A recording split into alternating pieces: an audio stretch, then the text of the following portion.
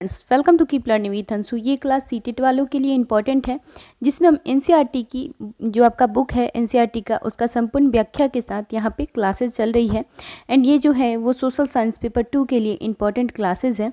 आप लोग को पता है कि जो सोशल साइंस में आपका 60 नंबर का क्वेश्चन आता है वो एनसीईआरटी पे बेसिस ही आता है, जिसमें हम एनसीईआरटी का यहाँ पे बुक की व्याख्या करेंगे। जिसमें आप लोग को पता है कि ये आप लोग का जो है कि एनसीईआरटी का बुक है, जिसमें आज हम ज्योग्राफी का जो आपका पेपर है उसको कंप्लीट करेंगे। पहले भी हमने 2-3 वीडियो बना रखा है, अगर आप लोग को शुरुआत से चाहिए तो आप मेरी यहाँ पे आप जाके देख सकते हैं, ठीक है, और चैनल पे जाके देख सकते हैं। चलिए स्टार्ट करते हैं। अगर हम सबसे पहले तो ये जो आपका है वो चैप्टर 4 है और ये हमारा क्लास 4 भी है, जिसमें हम मानचित्र के बारे में पढ़ेंगे। अब जैसा कि आप लोगों को पता है कि पिछले अध्याय में आप लोग ग्लोब के बारे में पढ़े हैं। ग्लोब भी एक क्या है कि आपको मानचित्र को, यानी कि आपके एक जो है कि उसी को दर्शाता है, या तो आपके देश, राज्य और आपके जो भी रेखाएं, नदी, पर्वत हैं, इन सभी को दर्शाता है। और जो मानचित्र भी है उसी को दर्शाता है। अब आपको ये बताता है कि जो मानचित्र पृथ्वी की सतह या इसके जो है कि एक भाग का पैमाना के माध्यम से चपटी सतह पर खींचा गया चित्र है, लेकिन एक गोलाकार सतह की को पूरी तरह से चपटा करना संभव है, ठीक है। इसलिए जो गोलाकार आपका सतह है उसको पूरी तरह से चपटा करना असंभव है। अब देखिए, कह रहा है कि जो मानचित्र हमारी विभिन्न ज़रूरतों के लिए आवश्यक होती है। अब कहता है कि मानचित्र आपका क्या होता है कि 3 प्रकार का होता है। पहला भौतिक जो आपका मानचित्र होता है पृथ्वी की प्राकृतिक, जैसे पर्वत, पठारों और मैदानों, नदियों, जो महासागरों इत्यादि को भौतिक का मानचित्र कहते हैं। और राजनीतिक मानचित्र किसे कहते हैं? राज्यों, नगरों, शहरों तथा गांव और विभिन्न जो आपके देशों को उनको क्या कहते हैं? राजनीतिक मानचित्र कहते हैं। अब देखिए, तीसरा है आपका थीमेटिक। थीमेटिक किसे कहते हैं? सड़क मानचित्र, वर्षा मानचित्र, वन तथा उद्योग आदि वितरण दर्शाने वाले मानचित्र इत्यादि इस प्रकार के थीमेटिक मानचित्र कहलाते हैं। अब आप देख सकते हैं यहाँ पे कह रहा है कि मानचित्र के 3 घटक होते हैं। क्या? दूरी, दिशा और प्रतीक। दूरी आपको दिखाता है कि जो कि पूरे विश्व या उसके एक भाग को छोटा कर कागज के एक पन्ने पर दर्शाता है, या यह कह सकते हैं कि मानचित्र छोटे पैमाने पर खींचे जाते हैं, लेकिन इसे इतना सावधानी से छोटा किया जाता है ताकि स्थानों के बीच की दूरी वास्तविक रह सके, ठीक है। यह तभी संभव हो सकता है जब कागज पर एक छोटी दूरी स्थल की बड़ी दूरी को जो है कि व्यक्त करती है।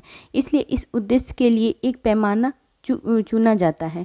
पैमाना स्थल पर वास्तविक दूरी तथा मानचित्र पर दिखाई जाती है। अब कह रहा है कि जो आपका है कि बीच की दूरी 10 मीटर होती है, जिसे मानचित्र पर 2 सेंटीमीटर के दूरी के व्यक्त किया जाता है। सबसे ज़रूरी बात यह है कि कह रहा है कि मानचित्र की 1 सेंटीमीटर स्थल की 5 किलोमीटर को दर्शाता है, ठीक है। उसके बाद से हम इम्पॉर्टेंट क्वेश्चन को ही देखते हैं। जैसे कि आप लोगों को पता है, अब दिशा के बारे में अगर हम बात करते हैं तो कह रहा है कि अधिकतर जो मानचित्रों में ऊपर दाहिनी तरफ तीर का निशान बना होता है, जिसे ऊपर अक्षर उ लिखा होता है, या तीर का जो निशान उत्तर दिशा को दर्शाता है, ठीक है।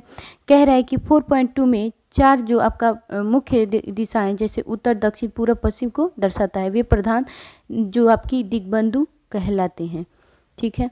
उसके बाद से आप देख सकते हैं, अब आप देखेंगे कि चित्र 4.1 से जो आपका निम्नलिखित दिशाओं का पता लगाया जा सकता है, जो एक विकास के घर की दूरी। उसके बाद से आप 4.1 को देख सकते हैं अगर आपको विस्तार में जानना है। अब आप बात करते हैं प्रतीक। यह किसी भी मानचित्र का तीसरा प्रमुख घटक है। किसी भी मानचित्र पर वास्तविक प्रकार जो आकार एवं प्रकार के विभिन्न आकृति, जैसे भवनों, सड़क, पुल, वृक्ष, रेल की पट्टी या कुएं को दिखाने के लिए आप क्या करेंगे? प्रतीक का ही इस्तेमाल करेंगे, जैसे कि आप लोग को बताइए। और ये नॉर्मल ही बात है, लेकिन यहाँ पे कन्फर्म आपको ये है कि इसी से रिलेटेड आपका पेपर क्वेश्चन आता है, इसलिए हम इसको विस्तार से पढ़ेंगे और इस पे ध्यान से क्या है कि थोड़ा सा टिक मार करके आप अपना शॉर्ट नोट्स भी बनाते चलिए। अगर आपको शॉर्ट नोट्स चाहिए तो आप हमारे टेलीग्राम ग्रुप में ज्वाइन कर सकते हैं, ठीक है। अगर आप देखेंगे कि यहाँ पे आप उसी प्रकार से बनाया गया है। अब कह रहा है रेखा चित्र। जो रेखा चित्र एक आरेख खंड है जो पैमाने पर अधिक आधारित न होकर याददाश्त और स्थानीय प्रेक्षण पर आधारित होता है। कभी कभी किसी क्षेत्र के एक कच्चे आरेख का आवश्यकता वहाँ के एक स्थान को दूसरे स्थान के सापेक्ष दिखाने के लिए होती है तथा इसे रेखाचित्र मानचित्र भी कहा जाता है।